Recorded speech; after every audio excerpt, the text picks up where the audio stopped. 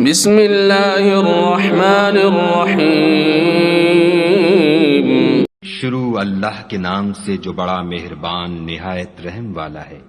الرحمن علم القرآن خلق الإنسان علمه البيان الشمس والقمر بحسبان والنجم والشجر يسجدان والسماء رفعها ووضع الميزان ألا تطغوا في الميزان وأقيموا الوزن بالقسط ولا تخسروا الميزان والأرض وضعها للأنام فيها فاكهة والنخل ذات الأكمام والحب ذو العصف والريحان فبأي آلاء ربكما تكذبان خلق الإنسان من صلصال كالفخار وخلق الجان من مارج من نار فبأي آلاء ربكما تكذبان। खुदा जो निहायत मेहरबान, उसी ने कुरान की तालीम फरमाई, उसी ने इंसान को पैदा किया, उसी ने उसको बोलना सिखाया। सूरज और चांद एक हिसाब मुकर्रर से चल रहे हैं और बूटियां और दरख्त सजदा कर रहे हैं। और उसी ने आसमान को बुलंद किया और तराजू कायम की कि तराजू से तोलने में हद से तजावुज न करो और इंसाफ के साथ ठीक तोलो और तोल कम मत करो। और उसी ने खलकत के लिए जमीन बिछाई, इसमें मेवे और खजूर के दरख्त हैं जिनके खोशों पर गिलाफ होते हैं और अनाज जिसके साथ भुस होता है और खुशबूदार फूल। तो ए गिरोहे जिन्नो इंस, तुम अपने परवरदिगार की कौन कौन सी नेमत को झुटलाओगे। उसी ने इंसान को ठीकरे की तरह खनखनाती मिट्टी से बनाया और जिन्नात को आग के शोले से पैदा किया, तो तुम अपने परवरदिगार की कौन कौन सी नेमत को झुटलाओगे। रब्बुल मशरिक़ैन व रब्बुल मग़रिबैन फबिअय्यि आलाइ रब्बिकुमा तुकज़्ज़िबान मरजल बहरैन यल्तक़ियान बैनहुमा बरज़ख़ुन ला यबग़ियान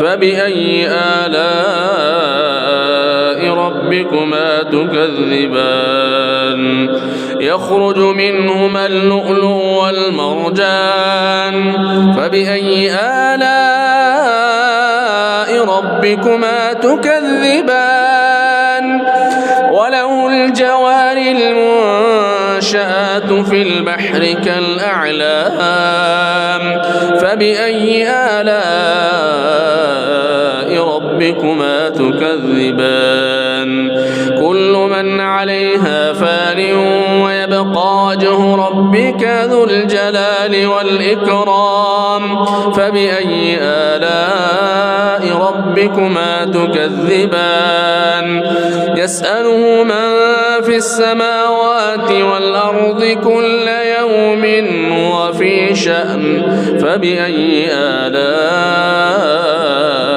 ربكما تكذبان سنفرغ لكم أيها الثقلان فبأي آلاء ربكما تكذبان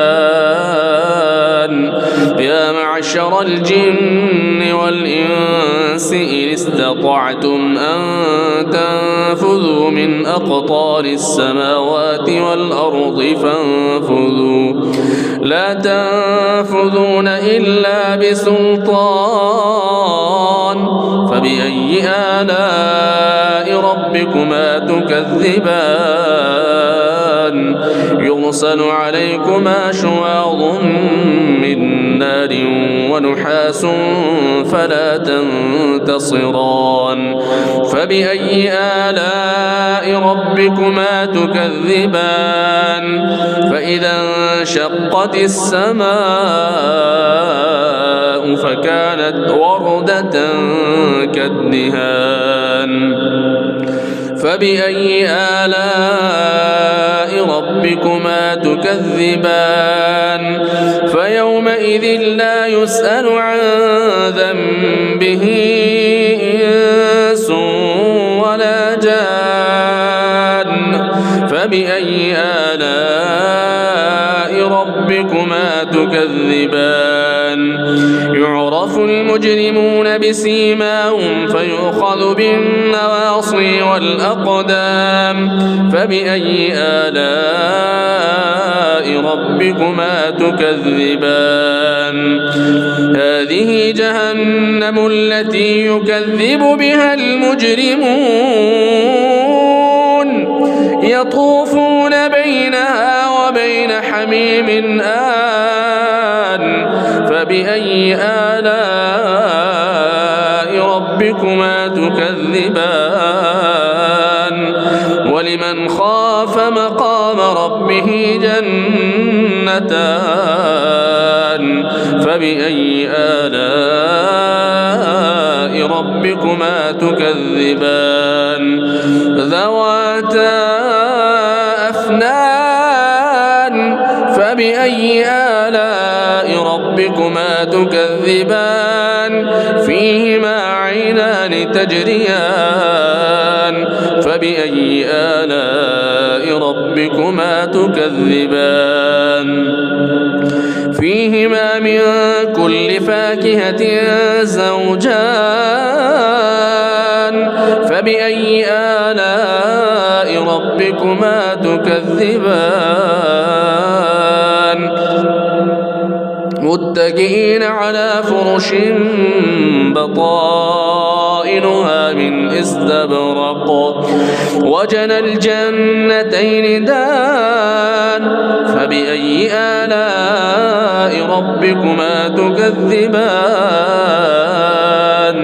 فيهن قاصرات الطرف لم يطمثهن إنس قبلهم ولا جان فبأي آلاء ربكما تكذبان كأنهن الياقوت والمرجان فبأي آلاء ربكما تكذبان هل جزاء الإحسان إلا الإحسان فبأي آلاء ربكما تكذبان ومن دونهما جنتان فبأي آلاء ربكما تكذبان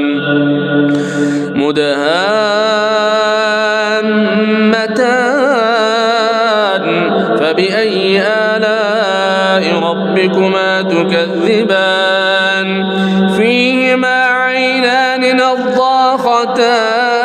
نضاختان فبأي آلاء ربكما تكذبان فيهما فاكهة ونخل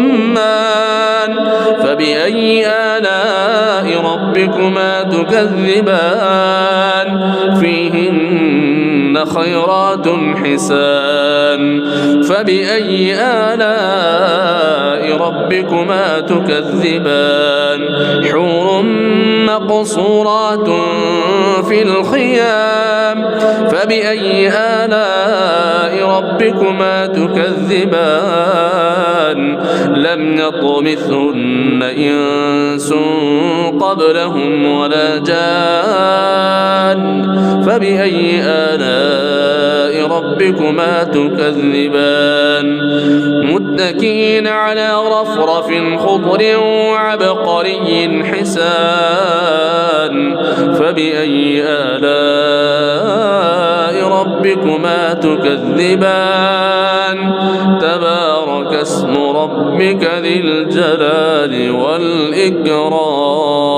वही दोनों मशरिकों और दोनों मगरिबों का मालिक है। तो तुम अपने परवरदिगार की कौन कौन सी नेमत को झुटलाओगे? उसी ने दो दरिया रमा किए जो आपस में मिलते हैं, दोनों में एक आड़ है कि उससे तजावुज नहीं कर सकती। तो तुम अपने परवरदिगार की कौन कौन सी नेमत को झुटलाओगे? दोनों दरियाओं से मोती और मूंगे निकलते हैं। तो तुम अपने परवरदिगार की कौन कौन सी नेमत को झुटलाओगे? और जहाज भी उसी के हैं जो दरिया में पहाड़ों की तरह ऊंचे खड़े होते हैं। तो तुम अपने परवरदिगार की कौन कौन सी नेमत को झुटलाओगे? جو مخلوق زمین پر ہے سب کو فنا ہونا ہے، اور تمہارے پروردگار ہی کی ذات بابرکت جو صاحب جلال و عظمت ہے باقی رہے گی، تو تم اپنے پروردگار کی کون کون سی نعمت کو جھٹلاؤ گے؟ آسمان اور زمین میں جتنے لوگ ہیں سب اسی سے مانگتے ہیں، وہ ہر روز کام میں مصروف رہتا ہے، تو تم اپنے پروردگار کی کون کون سی نعمت کو جھٹلاؤ گے؟ اے دونوں جماعتوں، ہم عنقریب تمہاری طرف متوجہ ہوتے ہیں، تو تم اپنے پروردگار کی کون کون سی نعمت کو جھٹلاؤ گے؟ اے گروہ جن و انس، اگر تمہیں قدرت ہو کہ آسمان اور زمین کے کناروں سے نکل جاؤ تو نکل جاؤ، اور زور کے سوا تو تم نکل سکنے ہی کے نہیں، تو تم اپنے پروردگار کی کون کون سی نعمت کو جھٹلاؤ گے؟ تم پر آگ کے شعلے اور دھواں چھوڑ دیا جائے گا تو پھر تم مقابلہ نہ کر سکو گے، تو تم اپنے پروردگار کی کون کون سی نعمت کو جھٹلاؤ گے؟ پھر جب آسمان پھٹ کر تیل کی تلچھٹ کی طرح گلابی ہو جائے گا تو وہ کیسا ہولناک دن ہوگا، تو تم اپنے پروردگار کی کون کون سی نعمت کو جھٹلاؤ گے؟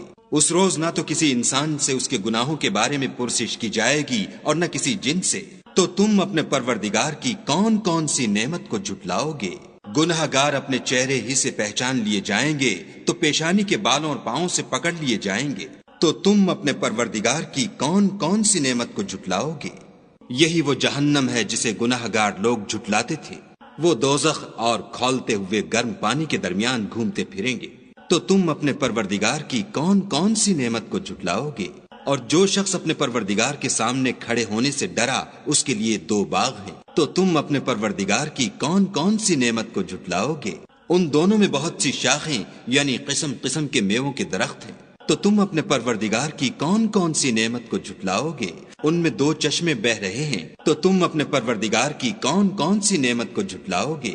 ان میں سب میوے 2 قسم کے ہیں، تو تم اپنے پروردگار کی کون کون سی نعمت کو جھٹلاؤ گے؟ اہل جنت ایسے بچھونوں پر جن کے استر اطلس کے ہیں تکیہ لگائے ہوئے ہوں گے، اور دونوں باغوں کے میوے قریب جھک رہے ہیں، تو تم اپنے پروردگار کی کون کون سی نعمت کو جھٹلاؤ گے؟ ان میں نیچی نگاہ والی عورتیں ہیں جن کو اہل جنت سے پہلے نہ کسی انسان نے ہاتھ لگایا اور نہ کسی جن نے، تو تم اپنے پروردگار کی کون کون سی نعمت کو جھٹلاؤ گے؟ گویا وہ یاقوت اور مرجان ہیں، تو تم اپنے پروردگار کی کون کون سی نعمت کو جھٹلاؤ گے؟ نیکی کا بدلہ نیکی کے سوا کچھ نہیں ہے، تو تم اپنے پروردگار کی کون کون سی نعمت کو جھٹلاؤ گے؟ اور ان باغوں کے علاوہ 2 باغ اور ہیں، تو تم اپنے پروردگار کی کون کون سی نعمت کو جھٹلاؤ گے؟ دونوں خوب گہرے سبز، تو تم اپنے پروردگار کی کون کون سی نعمت کو جھٹلاؤ گے؟ ان میں 2 چشمے ابل رہے ہیں، تو تم اپنے پروردگار کی کون کون سی نعمت کو جھٹلاؤ گے؟ ان میں میوے اور کھجوریں اور انار ہیں، تو تم اپنے پروردگار کی کون کون سی نعمت کو جھٹلاؤ گے؟ ان میں نیک سیرت اور خوبصورت عورتیں ہیں، تو تم اپنے پروردگار کی کون کون سی نعمت کو جھٹلاؤ گے؟ وہ حوریں ہیں جو خیموں میں مستور ہیں، تو تم اپنے پروردگار کی کون کون سی نعمت کو جھٹلاؤ گے؟ ان کو اہل جنت سے پہلے نہ کسی انسان نے ہاتھ لگایا اور نہ کسی جن نے، تو تم اپنے پروردگار کی کون کون سی نعمت کو جھٹلاؤ گے؟ سبز قالینوں اور نفیس مسندوں پر تکیہ لگائے بیٹھے ہوں گے، تو تم اپنے پروردگار کی کون کون سی نعمت کو جھٹلاؤ گے؟ اے محمد صلی اللہ علیہ وآلہ وسلم، تمہارا پروردگار جو صاحب جلال و عظمت ہے اس کا نام بڑا بابرکت ہے،